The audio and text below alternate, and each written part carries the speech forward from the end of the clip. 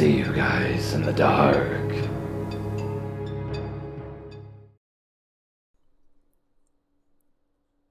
This happened back in the early days of my childhood. I was maybe 12 years old at the time, living just outside of a major city in Australia. It was Christmas Eve, and unlike other countries who have their white Christmas, Australia's Christmas is smack dang in the middle of summer. So the last place that you want to be is indoors, unless for some reason your house has an air conditioner, which 90% of the households do not. Since it was Christmas time, school kids were on school holidays. So I invited a friend over and convinced my dad to drive us to a swimming pool complex. It's a pretty large place, with cheapish food and a huge water slide. So naturally, we were pretty content staying the entire day there, spending our parents' money and enjoying the cool water. It started getting later in the day, and we were told that we had to go soon. We begged and pleaded to stay a little bit longer, which led to a compromise that we would have to walk home if we didn't want to leave now. Which we actually have done a couple of times before, since the pool complex wasn't too far from my house. We agreed and said that we would be home soon. It didn't actually take us too long before we wanted to leave, since the sun was setting, and the pool was getting a bit too cold for comfort. We placed towels around our dripping bodies, waved goodbye to the staff at the entrance of the pool, and began the trek home. It usually didn't take us all too long to get home, but today my friend had the brilliant idea to take a shortcut, which in turn actually ended up taking us twice the amount of time to get anywhere near my house. He then joked, saying, "At least we know for next time." I called him an idiot and said that we better be home by dark. So we were now getting really close to my house, and it was in fact dark out by the time. My phone was flat, so I was trying to speed walk as fast as I could, so I knew my parents would be wondering where we were. This shortcut we were on took us through some very dark and isolated streets. The suburban roads were narrow with streetlights stretched apart, leaving long, dim spaces of darkness. This was when we heard a car pull into our street. It was about 100 meters behind us. As it got closer to one of the streetlights, we could see its rusty blue van. And wait for it, covered in Christmas decorations. We immediately laughed and exchanged peculiar glances. Our faces turned to a more perturbed nature when the van started slowing down as it approached us. We heard a husky voice call out to us.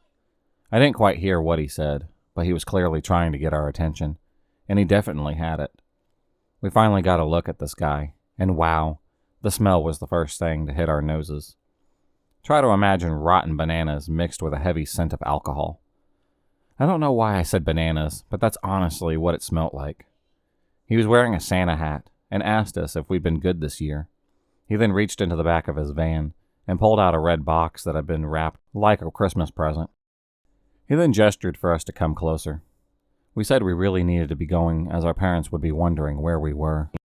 He then pulled the greasiest smile that I've ever seen and offered to give us a lift to our house, and not to his torture chamber. This guy must have been pretty intoxicated to think that this was going to work on us. We said no thank you, as our house was just a few blocks over, and sped up our pace. We thought that this would make this guy go away, but he slowly cruised on the right side of us, trying to persuade us to get into his van, saying that he got loads of presents in the back, and that he doesn't know what to do with them. My friend started getting a little impatient, and told the guy that we didn't want his greasy presents. This seemed to piss him off, and he told us that we'd be on Santa's naughty list. He then drove 10 meters in front of us, swung his passenger door open, and said, "Look, the present is in the seat if you want to take it. You take it, I don't mind." We were now staying as far away from this guy's van as possible, staying off the path and onto people's lawns as we were walking. When we reached the point where we'd be walking past the van, I shit you not, we heard someone sneeze from the back of the van. My eyes looked into his, and I just pulled out my phone and said, "I'm calling the police." He spat on the ground in front of us, and then sped off down the road. We then bolted down a side route I knew took me directly to my house. Our adrenaline kept us fueled enough to run all the way home. When we got to my driveway, we agreed not to tell my parents, as they wouldn't let us go out at night again if they knew what had happened. I kind of wanted to tell him, but my friend insisted that we should keep it quiet and never take that shortcut ever again. We never saw the man again, and hoped no one fell for those presents he was offering. So, greasy Santa guy in the white van, let's not meet again. Here's some background. I'm 23-year-old female security guard at a retirement community. My position consists of sitting in the guardhouse and checking in visitor and contractor vehicles. Residents come in through a separate traffic lane that is serviced automatically. Santa Creeper is what I personally call the guy in my head, because I don't know what his name was, and he looks exactly like you'd expect Santa to look like. Forever jolly, white beard, and chubby. Except that he likes to wear Hawaiian shirts and drives a bright red car. When I first started this job a little over 6 months ago, I mostly worked shifts where I was by myself for hours at a time. I was also a lot more naive. Santa Creeper is a resident, and I knew this because he would drive through the resident lane to see who was in the guardhouse, leave through the exit, and come back through the visitor's lane to talk to me. To be honest, I liked talking to him. He was nice, and I don't get a lot of attention from people. Our talks only lasted a couple of minutes, and there wasn't any important information exchanged, but it was quite nice. After a month and a half into my job, I had a shift with my supervisor. We got along, so we were talking about the people that come through all the time. Which ones we liked, and which are assholes. That kind of thing, you know. So I mentioned the Santa Creeper. I offhandedly said he seems like a nice person, and my supervisor gets this look on his face. He told me how this guy has a habit of harassing female security guards and trying to lure them to his house. He tells me some of the things he had said, and I'm revolted. I completely trust my supervisor, so I believe him and decide to distance myself from the guy. The Santa Creeper gets to the point where after the first couple of times I brush him off and stop seeing him for a couple of weeks. I don't think he'll be back. I was wrong. 3 weeks later, he pulls up and starts talking to me. I didn't notice it was him because he decided to drive a different vehicle from usual, and it's dark out. He starts talking to me about a job at his house. I ask him what the job is, and he just says, "Oh, you'll see," and then winks at me. He then insists that I come with him right now so that he can show me. I refuse, saying that I can't leave my post, and he can see that I won't be persuaded, so he just leaves pretty easily. About a week later, I see him again. He winks at me and says a sweet for a sweetie and gives me a Hershey kiss. I instantly am suspicious, but I thank him and he leaves. I open it and it doesn't look right, so I throw it away. I saw him drive by in the resident lane a few times that night. He waves at me each time. A few more weeks later, he comes by and his wife is in the car with him this time. He tries to make conversation with me, saying how pretty I am and how lucky my boyfriend must be. His wife is just staring straight ahead, not reacting at all. He leaves when a car pulls up behind him. It was pretty bizarre. I see him again a few days later, and he gives me another Hershey kiss, this time saying, "You look like you'd use some sugar," and winking before driving away. I was too busy to watch to see if his car drove past again. I didn't bother opening it. I just tossed it as soon as he was out of sight. I have another shift with my supervisor, and I tell him what's been going on. He looks pissed and says that he's going to have words with the Santa Creeper. Later that day, he sees him driving up and tells me to go into the back and talk with him. I don't hear what they said, but I do know what I didn't see when he came back again until after supervisor gets fired. For bullshit reasons. He was great at his job, and people still talk about how they miss him. With the new supervisor, I was assigned a day shift. So when I see Santa Creeper, he has to behave because there's always another guard on duty. I don't typically deal with him either. I let the other guard do it. I strongly dislike my new supervisor. He's aggressive, unintelligent, and an ass kisser. And I've grown to hate the company, partly because of how they fired my previous supervisor and the job, so that I will be leaving mid-June for a new one. Well, I pull up today to start my shift, and I see SC and the current supervisor talking. SC pulls away before I park my car. I'm instantly suspicious, so I ask my supervisor what they talked about. My supervisor, who is aware of the problems I've had with this guy, turns to me and cheerfully says, "Oh, he heard you were leaving and wanted to know when you were leaving." I asked him if he told him. And then he asks me, "Is that okay?" I'm not too concerned about the Santa Creeper and what he might do, because I'm never alone now. especially when I'm here because I've been put on day shift and I park right where I can watch my car. But I'm staying vigilant. I really can't wait till I can quit this job and move on with my life.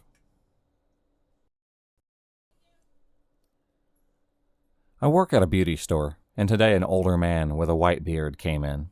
I greeted him and asked if there was anything that I could help him with. He stuck his hand out and said, "Hi, I'm Santa Claus." I go to shake his hand as I laugh uncomfortably.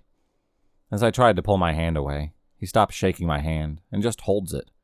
Proceeds to tell me about how he's popular in the next town over as a Santa Claus, and how their local beauty store knows him very well. He held my hand for a solid 2 minutes as he told me about his stories of being Saint Nick. He finally let me go after I tried pulling away several times, and then finally asked me where the colored hairspray was so that he could make his beard appear whiter. After helping him, I took him to the register to ring him up, and I tell him his total. He hands me a card with a picture of Santa Claus on it that said "Happy Holidays" on it. I take it and say thank you. He then pulls out another card, but keeps it face down. He then says, "Now this one is my pride and joy. When I give this to you, I want you to keep it for yourself and not show anyone else. Not your husband or your boyfriend, nobody." I was so uncomfortable that all I wanted to do was have this man leave the store. He made me promise I wouldn't show another soul, which made me even more uncomfortable. I nervously took the card in hopes that he would leave sooner.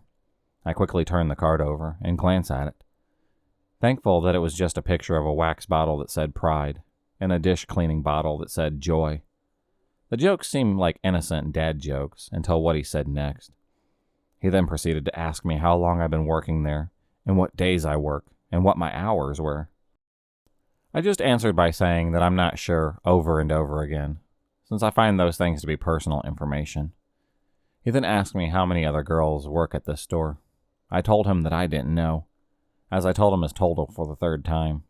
He finally hands me the money, as I give him his receipt and his items. He then asks me if I'm married. I tell him no, but I do have a boyfriend.